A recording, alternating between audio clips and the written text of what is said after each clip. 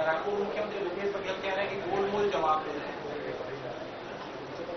मुझे तो मालूम नहीं कि कैसे जवाब दिया जाता है।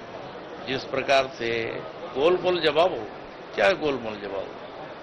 हमने स्पष्ट तौर पे बताया कि पूरे देश भर में जब हमारा डीएपी को लेकर के समस्या है, उसके वैश्विक एक तरह से समस्या आ गई है।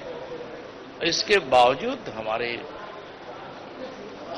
सरकार ने हर स्तर से प्रयास करके, हम लोगों ने व्यक्तिगत, तो माननीय मुख्यमंत्री जी भी अपने व्यक्तिगत तौर पे भारत सरकार के रसायन उर्वरक मंत्री से भी लगातार संपर्क करते रहे, वहां के अधिकारियों से भी बात करते रहे, हमारे अधिकारी लोग लगातार संपर्क करते रहे, बात करते रहे, और लगातार वो भारत सरकार ने जो प्लान दिया उर्वरक पहुंचाने का, उस प्लान के तहत सभी जगह पहुंच रहा है। मात्र जो है डीएपी की समस्या, मैंने बताया कि पूरा वैश्विक समस्या के चलते इस तरह से अनियमित भंडारण हो पाया, और अब धीरे धीरे अब डीएपी आना शुरू हुआ है, और इसके बावजूद जो है जो ठोस डीएपी है वो कमी रहेगी। इसकी पूर्ति करने के लिए हम सब एनपीके का उपयोग कर रहे हैं, सुपर फास्फेट का उपयोग कर रहे हैं, बाकी खादों का उपयोग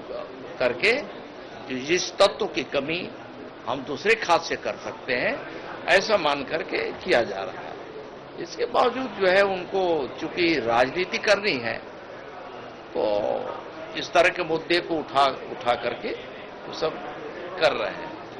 आसंदी ने जब पूरी व्यवस्था दे दिया, और व्यवस्था देने के बावजूद एक नहीं कई प्रश्न किए, सभी प्रश्नों का आपने जवाब दिया।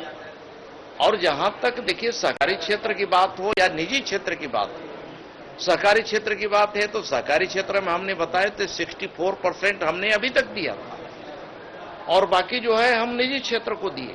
और इसके बाद अभी हम लोगों ने कुछ दिनों से व्यवस्था किया है कि हमारे सहकारी क्षेत्र को हम पूरी अभी उनको दें, तो हमने 80-20 किया है। 80% हम सहकारी क्षेत्र को देना शुरू किए हैं, 20% हम निजी क्षेत्र को देना शुरू किए हैं, क्योंकि निजी क्षेत्र में भी जो उपलब्ध हो रहा है और जो खाद का लोग जो है उठाव हो रहा है, वो वहां से भी किसान लेते हैं। हर समय हमारे सोसाइटी नहीं खुले रहते हैं, हर समय उस व्यक्ति को नहीं जरूरत, तत्काल अगर किसी को लेना हुआ तो सोसाइटी में तत्काल नहीं मिल पाएगा, क्योंकि उनका प्लान बनता है कि किस गांव के लोगों को, कहां के लोगों को पहले देना है। अगर तत्काल उसको जरूरत हो, 1-2 बोरा की जरूरत होगी, तो कहां से लेगा? तो कहीं ना कहीं प्राइवेट सेक्टर में जाता है, और उस स्थिति में कहीं कहीं लोगों ने उसका गलत नाजायज फायदा उठाता है। नाजायज फायदा उठाने का मतलब कि अधिक रेट में उठाते हैं, ये सबको मालूम है, हमें भी मालूम है। और जहां भी इस तरह का अधिक रेट देने का शिकायत आता है, पूरे कलेक्टरों को निर्देशित किया गया है, निर्देश जारी किया गया है, जिला प्रशासन के निर्देशन में एक खाद और बीज का भंडारण और वितरण किया जाता है। जहां कहीं भी इस तरह की शिकायतें मिलते, जिला प्रशासन, पुलिस प्रशासन कार्रवाई की है, कार्रवाई करते रही है। और जहां नकली की बात है, नकली खाद बनाने का भी कहीं कहीं शिकायत आई, उसके खिलाफ भी हमने सर्वाधिक कार्रवाई किया है, और लगातार कार्रवाई चल रहा है। हम किसी तरह से इस बात को छिपाना नहीं चाहते, बचाना नहीं चाहते, किसी को बचाना नहीं चाहते। अब अनावश्यक रूप से विपक्षी आरोप ही अगर मढ़ना है, तो कुछ भी आरोप मढ़ सकता है। मैं समझता हूं कि किसानों के हित में हमारी सरकार ने जितने ठोस निर्णय लिए हैं और जिस प्रकार से हम लोगों ने काम किया है, उनके लिए हम कर रहे हैं। मैं समझता हूं अभी तक अगर कांग्रेस की सरकार की होती तो आज उनको ये दूरदीन देखना नहीं पड़ता। ये सब जो है बहुत सारे जो एक ट्राइबल विभाग का जो बात आया था यहाँ बलौदा बाजार का, उसमें चढ़ाया था कहीं, लेकिन कहीं पे परचेज हुआ नहीं है। देखा गया कि ये अनावश्यक रूप से ये रेट उसमें आ गए हैं गलत तरीके से, तो उसे डिलीट किया गया है, मुझे जानकारी मिली है। और देखिए रही बात जेम पोर्टल की, तो जेम पोर्टल भाई हम लोग के नियंत्रण में नहीं होता, किसी के नियंत्रण में होता। वो भारत सरकार का एक उनका ऐप है, उसके माध्यम से लोग जो है परचेज करते हैं और इसीलिए लाया गया है कि देश में खुलापन रहे, हमारा जो भी परचेज हो रहा है उसमें खुलेपन से हो। जितनी अधिक प्रतिस्पर्धा होगी उतने रेट जो है डाउन होना चाहिए और इस तरह की कहीं भी कोई शिकायत आती है तो उसके खिलाफ हम लोगों ने कार्रवाई। मंत्री जी, खाद के मुद्दे पे ही देर में विपक्ष के विधायक होंगे, आज आसंदी से बहुत सख्त टिप्पणी हुई है और आपने भी कहा है। नहीं, निश्चित है। देखिए, इसमें राजनीति नहीं होना चाहिए। आसंदी ने एक बार अगर व्यवस्था दिया तो व्यवस्था का पालन करना चाहिए।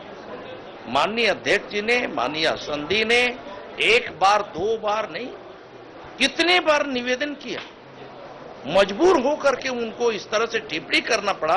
मैं समझता हूं छत्तीसगढ़ के विधानसभा के इतिहास में इस तरह का दृश्य कभी देखने को नहीं मिला था।